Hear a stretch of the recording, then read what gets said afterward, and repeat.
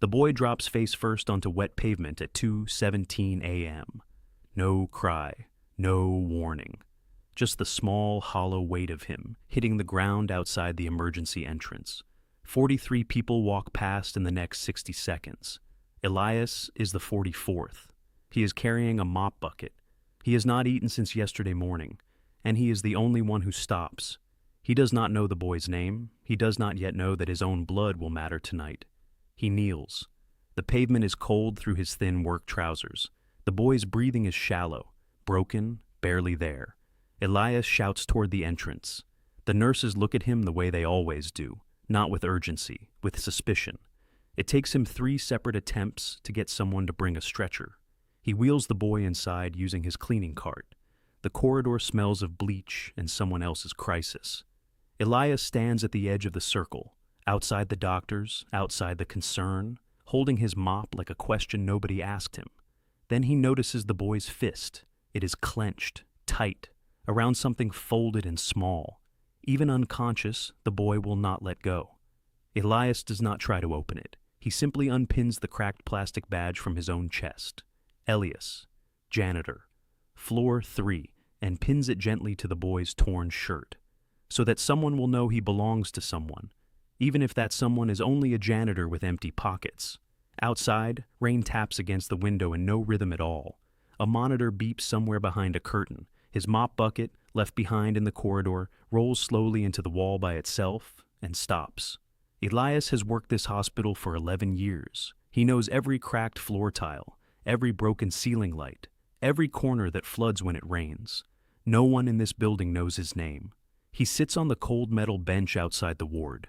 His hands rest on his knees, rough, hollow at the knuckles, the kind of hands that have carried heavy things for a very long time without being thanked for it. He waits. The clock on the wall reads 2:41 a.m. He has 14 minutes left on his shift. He does not move, and then the doctor steps out. His face is careful, the kind of face that has learned to deliver silence before it delivers words. He says one sentence about a rare blood type, an empty blood bank, a boy whose body is already running out of time. Elias does not ask how long. He does not ask what it costs. He does not ask if someone else is coming. He rolls up his sleeve. He has mopped these floors for 11 years and left no mark on a single one. Tonight, something is being pulled from inside him, something that cannot be mopped away. And the boy in that bed is still holding something in his fist, something folded, something small, something Elias has not been able to read, something that, in ways he cannot yet imagine, will destroy the life he thought he knew. He has given the only thing he had left to give. But the boy in that bed is carrying a secret that belongs to a world Elias has never once been allowed to enter. And that secret is about to find him. The blood bank result comes back at 3:04 a.m. B negative, the rarest type in the building tonight. The suited man in the hallway, phone pressed to his ear, shoes that cost more than Elias earns in 3 months, checks his watch once, then walks toward the exit without looking back. The richest man in that corridor leaves. The poorest one stays. Elias already knows his blood type. He has donated 3 times before, each time for strangers, each time for free, each time with no record of his name on any thank you list anywhere. He rolls up his sleeve before the doctor finishes the sentence. The needle goes in at 3:19 a.m. The blood bag fills slowly under the harsh white light. Outside, fog presses against the window like something waiting. The donation machine hums, soft, mechanical, indifferent. Elias stares at the ceiling and feels the familiar cold pull moving through his arm. It reminds him of his father. Same smell, same waiting, same antiseptic silence that means someone nearby is fighting to stay. He closes his eyes for exactly 4 seconds, then opens them. The doctor appears in the doorway. 6 hours, he says. After 6 hours, the boy's organs begin to fail. 6 hours. Elias looks at the clock on the wall. It reads 3:31 a.m. He calculates nothing. He simply stays. Through the glass doors, the suited man is still visible. He is laughing now, head back, easy, loose. Someone on the phone has said something funny. He does not glance toward the ward once, not once. At 5:40 a.m., the boy's numbers stabilize. The monitor settles into a slow, steady rhythm. A nurse steps out and, for the first time in 11 years, actually smiles at Elias, directly at him, like he is a person in the room and not a function of it. He unpins his gloves from his belt. He picks up his mop. He thinks it is over. He is wrong. The alarm sounds at 5:52 a.m., not a warning tone, a flat line. Elias freezes in the corridor. The curtain closes fast. Feet move behind it, urgent, sharp, too many at once. He stands outside with the mop still gripped in both hands and does not move. His lips shift slightly. No sound comes out. That is the only prayer he knows how to make. 7 minutes pass. Then the doctor steps back out. He looks at Elias differently this time, not with suspicion, not with the particular blindness reserved for janitors and cleaning carts. He looks at him the way people look at someone they underestimated. He says 4 words. He keeps asking for you.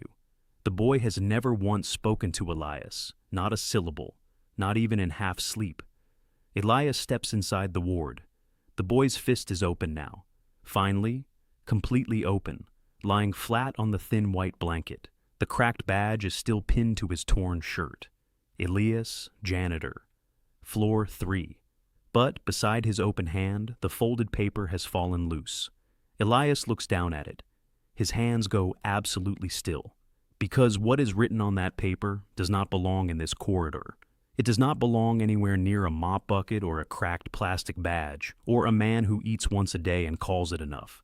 He has given his blood for a boy whose name he still does not know. He has stayed through a night that was never his responsibility to carry.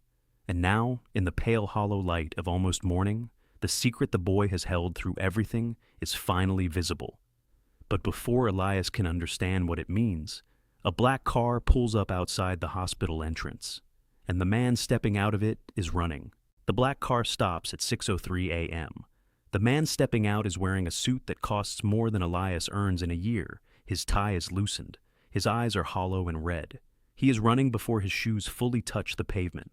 The most powerful man in the city is sprinting through a hospital corridor like a frightened child. He pushes through the ward doors. A nurse moves to stop him. He passes her without slowing. His eyes cut through every curtain, every bed, every small sleeping face. Then he stops, because on a thin white blanket, in a bed no one expected him to occupy, his son is breathing. But what breaks him first is not the boy's face. It is the cracked plastic badge pinned to the boy's torn shirt. Elias, janitor, floor 3. Harlan Cole reads it 3 times, slowly, then looks down at the boy's open hand resting on the blanket, and the folded paper lying beside it. He picks it up. The address printed on it is his own company headquarters, and at the bottom, in a child's unsteady handwriting, 4 years of hoping pressed into 7 words. I belong to Mr. Cole. His son has carried his address through every cold street, every hollow night, every morning that had nothing in it. He never once let go. Cole stands in the doorway for a long time. Dawn light is beginning to press through the hospital windows, amber, slow, the first real warmth of the entire night. His hands are shaking. He does not reach for his phone. He sits in the chair beside the bed and places one hand carefully over his son's hand. He says nothing. The most powerful man in the city has not spoken in 4 full minutes. A nurse finds him there. She tells him quietly. The janitor. He stayed all night. Floor 3. Cole finds Elias in the same corridor, mopping the same floor, same slow rhythm, same cracked tiles that flood when it rains. He tries to speak. Men who are always answered before they finish asking do not find words easily in moments like this. He names a number, a large one. Elias shakes his head once. He does not stop mopping. He is not being humble. He simply does not know how to receive what he has spent his entire life giving away. Cole stands there. The corridor is empty. The mop moves across the floor in one long, quiet stroke. Morning light falls through the far window in a single still line. Warm, unhurried, like something that has been waiting to arrive. Neither man speaks. Cole sits down on the bench, suit, loosened tie, and all, and puts his face in both hands. Elias wrings out the mop. He does not look up. That is the silent scene. That is everything. 3 days later, an envelope appears inside Elias's locker. No name, just a number written in clean handwriting on a folded piece of paper. He holds it for a long time, then folds it carefully, and places it in his chest pocket, right where the cracked badge used to sit. The next morning, he is back. Same corridor, same mop, same tiles.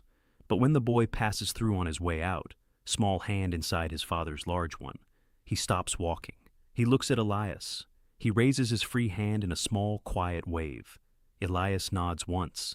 That is enough. That has always been enough. Not every hero carries a name the world knows.